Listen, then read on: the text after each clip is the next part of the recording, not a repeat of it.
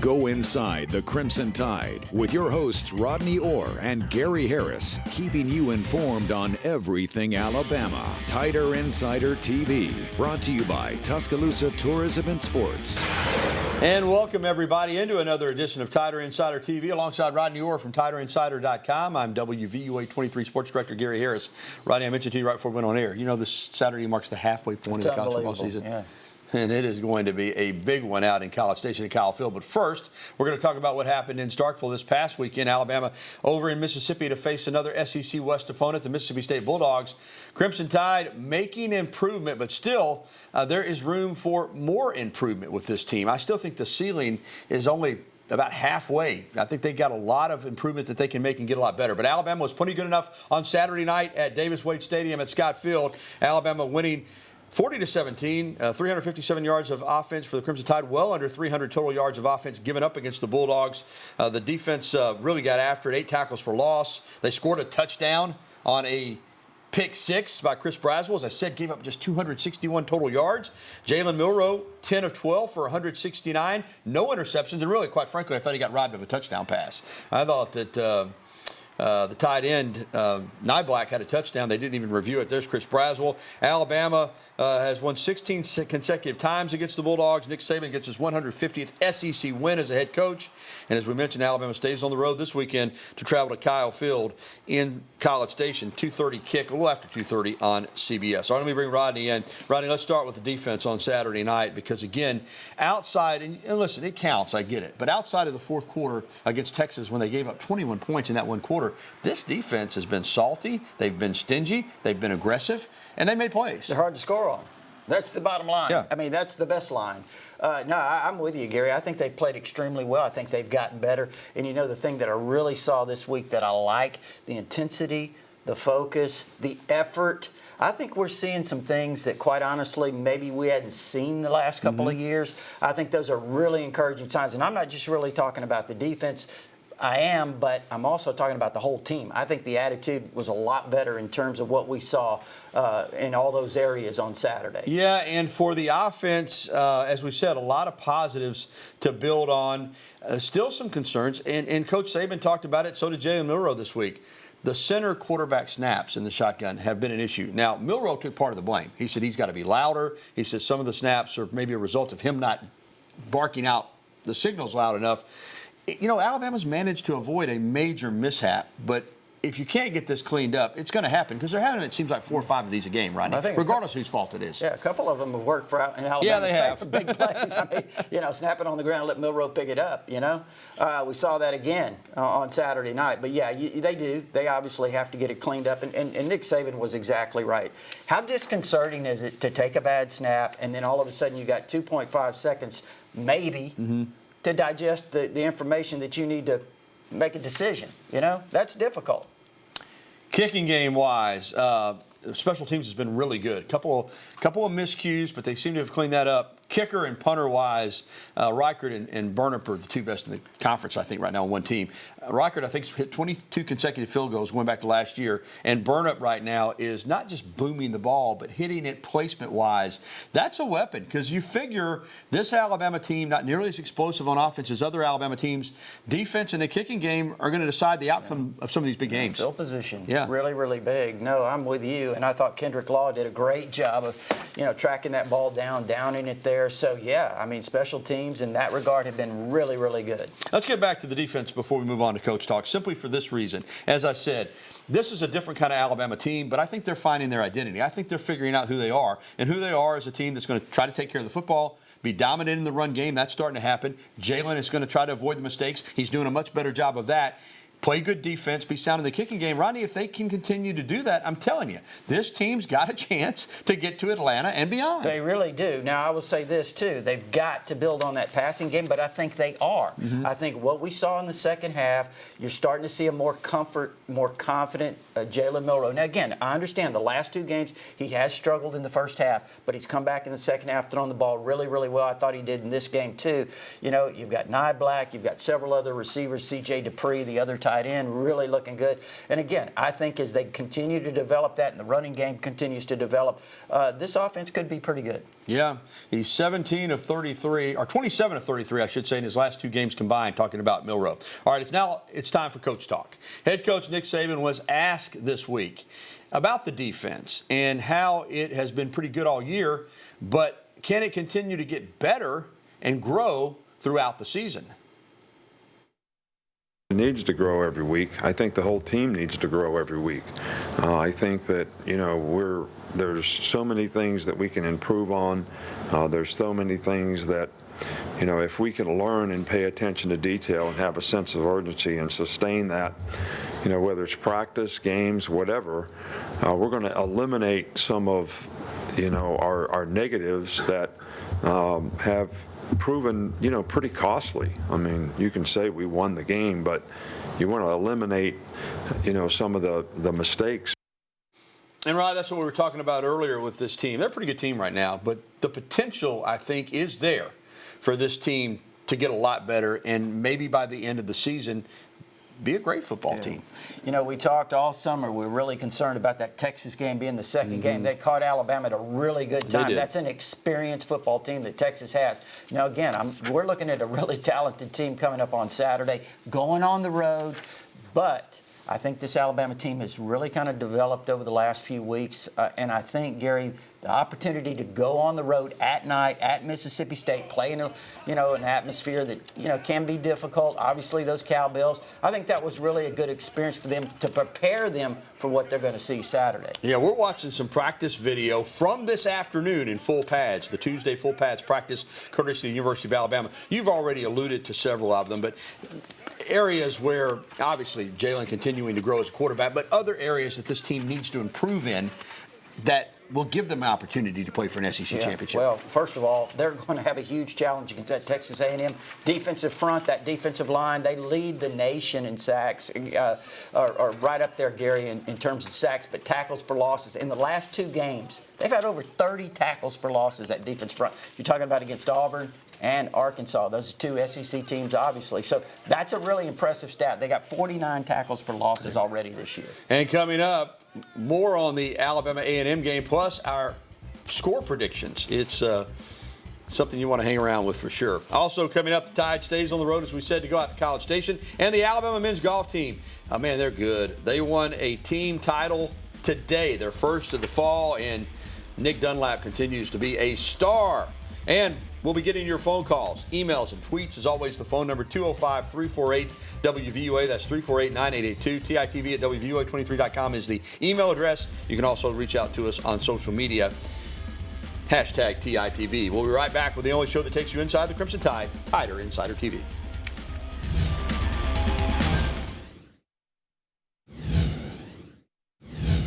Focus ability as an athlete that you have to you block that out. But having them behind you, and then when you're on the sidelines and things go, and after, like, I'm talking about plays, and in between plays you hear it and do it, and it's this atmosphere here. And I've said there's not a better place to watch a football game or play a football game or be a home team right here in Kyle Field. It's, in my opinion, I've been in all of them just about.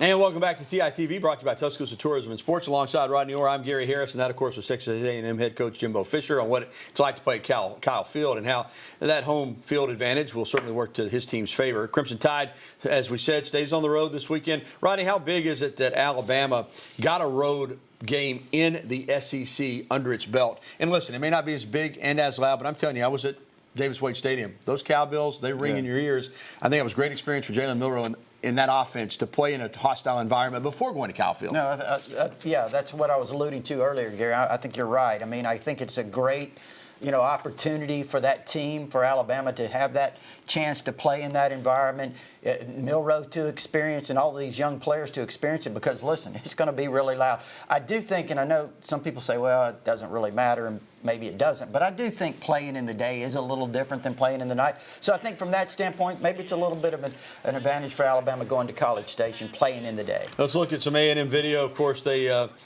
beat Arkansas this past weekend up at Jerry World in Arlington, Texas. They're a good football team, but Alabama is 12-3 all time against the Aggies, and their only loss ever at Kyle Field was 2 years ago. In that final play field goal, Alabama defeated A&M with Jalen Milroe just barely last year at home, 24-20. A&M 4-1 on the season, just like Alabama, 2-0 in the SEC, just like Alabama. As we mentioned, kickoff a little after 2:30 on CBS. Now, this has become a really big rivalry, Rodney, and particularly after Jimbo and Fisher and Coach Saban had their little back and forth last year. But now you've got Aniyah Smith, the wide receiver, saying the game's personal for him. He's the younger brother of Maurice Smith, former Crimson Tide defensive back, who transferred to Georgia a few years back. And really, this was before the portal and all of that. And his little brother Aniyah is saying that Nick Saban, did not do right by Maurice, and he remembers it. He says he knows what Saban wants, and A&M wants to wreck his dreams this weekend. Big words. Big words. And even though Nick Saban doesn't believe in a lot of outside noise, I'm sure the players are aware of this. There's Aniyah right there. Yeah, he's a good player. Yeah, he's a really good player. I think, certainly it has become that, as you mentioned. But you know what, Gary, I just think the big thing is, look, Alabama's trying to kind of get back to where they were. And I'm talking about, you could see Nick Saban, the way he was coaching, the intensity, playing together, the effort. I saw that on Saturday night. We mentioned that. But I think Texas A&M, Jimbo's brought this program a long way. This is their opportunity. I think they've got a really good team. I think with Max Johnson at quarterback, he does an excellent job. I think he's going to do a really good job of leading them. And again, he's not Wegman. Wegman's got a lot of talent. But I think Max Johnson brings that maturity. There you see Walter Nolan, that defensive front. They're Beast. really hard to block. I know a lot of people on TiderInsider.com don't want to hear it. They got upset because we talked about how good Texas A&M is in terms of their talent, but it's a fact. I mean, Texas A&M is loaded with talent. They really are, and that defensive line in Texas is really good too. But that defensive line at A&M, it's right up there with the best in the country. So Saturday, it's going to be a lot on the line. And one quick thought on Max Johnson. I'm not saying he's as talented as Wegman, but I'm not sure they're not a little bit better on offense right now with him at QB. I agree with you. Again, I think the maturity there, look at that play right there. That's a really veteran play. I think Max Johnson brings a settling effect to this offense. Indeed. All right, we'll have our predictions on this big game coming up at the end of the show. You'll want to stay tuned for that. Well, the Alabama men's golf team won its first team title of the year today at the Hamptons Intercollegiate. Yesterday, Alabama golfer Nick Dunlap made some history as he became the 18th golfer in NCAA tournament history to record a 60. He lipped out a putt, Rodney, on 18 that would have been a 59. This guy has had an incredible summer and now into the fall. I think he's the best amateur golfer in the world right now. This team at Alabama is going to compete in the spring for a third national championship under Jay Sewell. I think they can get it. And, boy, Nick Dunlap right now is leading the way. Hamptons Intercollegiate Championship for Alabama. Congratulations. And the Crimson Tide men's basketball team will take on Wake Forest in a charity exhibition in Winston-Salem. The game is scheduled for October 29th at Lawrence Joel Veterans Memorial Coliseum, and all the proceeds from the game will support stroke research at Wake Forest Local Stroke Center. This is going to be an exciting game to watch because Alabama, we know they're a new-look roster, but they're very, very talented. Of course, Wake in the ACC, so that's a good game to get the season started and also for a good cause. Well, still to come on TITV, former Alabama players continue to shine in the NFL. We'll have more after this, and your phone calls, emails, and tweets. I'm told phone lines are open right now at 205-348-9882, so go ahead and give us a call, and we'll be right back with more Tider Insider TV here on WVUA 23.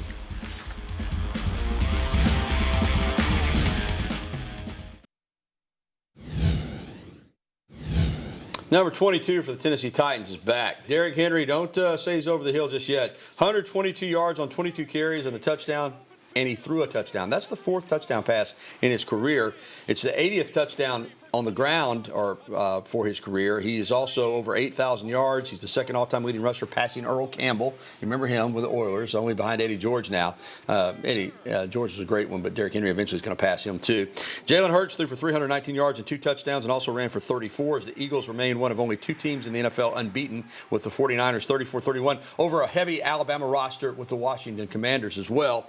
And A.J. Brown, who almost went to Alabama, had a big day. The Houston Texans dynamic tackling duo, Christian Harris and Henry To'oTo'o, Rodney, how about this? Combined for 20 tackles in the Texans' 30-6 win. Harris had 12, and To'oTo'o had 7. And Actually, Harris had one on special teams, too, for a total of 13. And D'Amico Ryans has got that team 2-2. And former Crimson Tide defensive back Kareem Jackson. Yes, the Kareem Jackson that played back in 08 and 09. He had the game-saving, sealing interception. I hope it's going to pop up here in a minute, but he had a game-sealing interception of Justin Fields as the Broncos came all the way back. Here it is. I want to see it. They were down big in this game, and they came back to beat the Bears. I think that was 31-28. But there's Kareem. Rodney? Unbelievable how long he's been playing. I remember he played right when he got here, immediately, 2007. Yeah, he was really good. And that's just a sampling, of course, of Bama in the NFL. All right, let's get out on the phone lines. And first up tonight is Reg over in Birmingham. Hey, Reg, how are you? I've been trying to get in touch with you since I got out of the hospital. Well, I'm glad you got us now, my man. Hey, I want to ask you a couple of questions. How do you rate our pass defense back this season so far? And two, don't you think it would be a great thing if all the fans would let Nick Saban choose his retirement period program rather than us saying he's going to retire, he's going to get gone? It's none of our business. The man can retire whenever he wants to. All right, we got you, Reg. It's a little different than what you told him in the control room, but that's okay. Pass defense, Rodney, how's it been? Well, I think Alabama's pass defense has been pretty good. I mean, I think this is a extremely talented secondary. I think they're playing really well. But I'll tell you this, too. What really helps your pass defense is when you have a pass rush, and I think that seems to be improving. And Nick Saban's going to choose when he wants to leave. I promise you that, Reg. Ain't nobody around here going to tell Nick Saban he's got to go. Well, I mean, we've been through this. Yeah. We went through it with Coach Bryant. I mean, the speculation's going to happen because of the age, but right now, I don't see him slowing down. All right, let's get to Bob in Alabama. Where at in Alabama, Bob? We're in Daphne, Alabama. Yeah, Daphne, Alabama, down there on the coast. All right, how are you? Fine, I'm enjoying the show. Listen, I had a question about the center. Has Seth been injured? I just can't understand why the ball is dribbling back. If he's been injured, who is his backup?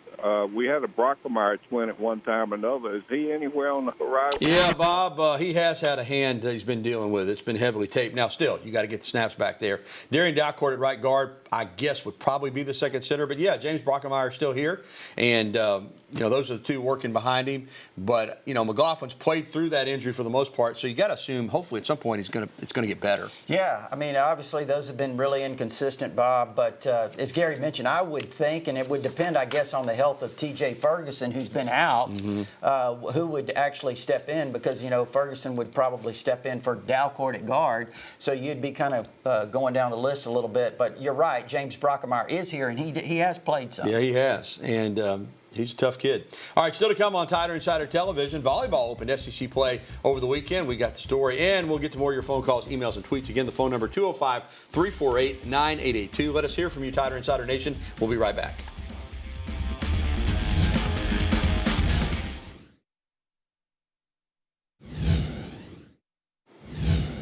Alabama played its first home SEC volleyball match of the season against number 23 Kentucky on Saturday over at Foster Auditorium. The Crimson Tide fell in the first two sets, rallied to win the third, 25-19.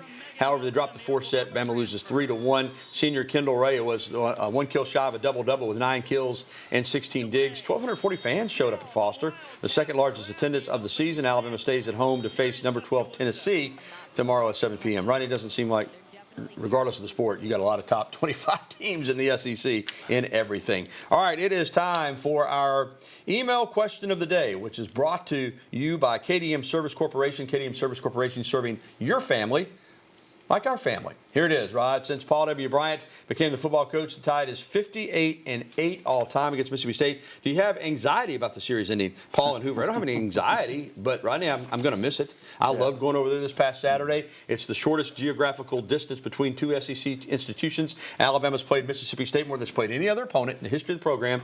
So, yeah, I'm going to miss the series being an annual game, but that's the way it's going to be now with 16 teams. You think back about the series, Gary, from 1957 to 1980. 22 in a row.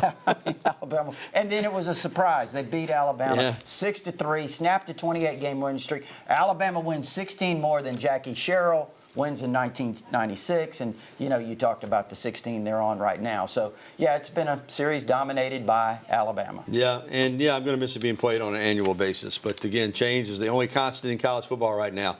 Yep, that's changed. All right, let's get to another email question, and let's pop it up here on our screen. And it's from Paula in Northport. Any update on quarterback Eli Holstein? Paula, he is more than likely going to be a redshirt player this year. He's a true freshman out of Louisiana. So, I'm sure learning. And he's got a lot of physical tools. So we don't know what this quarterback room is going to look like after this season. This is the nature of college football. So Eli Holstein, I'm sure, has a bright future at Alabama or somewhere because he's a very talented quarterback.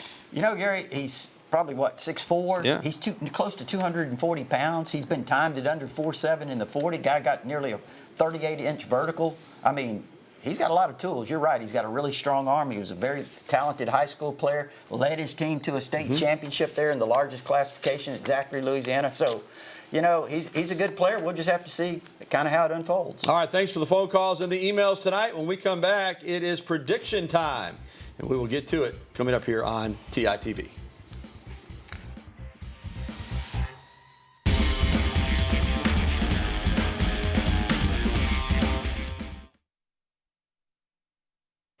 It's that time in the show when we make our predictions. Rodney, as always, you lead us off, Alabama and A&M. Well, I'm going to tell you what, Gary, this is a really talented Texas A&M team. I mean, we've talked about it. I mean, they've recruited as well as anybody in the country. I think this is probably one of the best Texas A&M teams I've seen in a long time in terms of potential. I think it's going to be a really challenging game on the road for Alabama. But I'll tell you this, I really like the focus that I saw from Alabama last week. I like the intensity they played with and the effort. It reminded me of some of Nick Saban's other defenses that he's had in the past. I'm going Alabama in a very, very close game, 24-20. Well, Rodney, I'm right there with you on the score. I think it's going to be very similar to what I have. I'm going to pick a different outcome. And this is not anything to do with Alabama. I just like the way this game sets up for A&M. In the preseason, I picked Alabama to go 11-1, and the loss wasn't to Texas. I picked them to lose to Texas A&M. I haven't seen anything that changes my mind on that. I think this game goes down to the wire. But Alabama fans, take heart. The last time I picked against the Crimson Tide was the 2021 SEC Championship game. Alabama wore Georgia out in that game. So I would not be surprised at all, Ronnie, if Alabama wins the game. I can tell you that. So we can come back here on a two-shot. Yeah. And but at the same time, I just feel like that it's set up well for A&M at home. I mean, look, I think it's a pick-em game. Yeah. I really do. If it were in Tuscaloosa, I'd probably take the Tide. All right, we're going to leave you with some video tonight of Charlie Abernathy's cinematography at Davis Wade Stadium, Alabama and Mississippi State. Tider Insider TV replay comes up tonight at 10:30. You can catch it anytime at WVUA23.com. For Rodney Orr, I'm Gary Harris. Good night.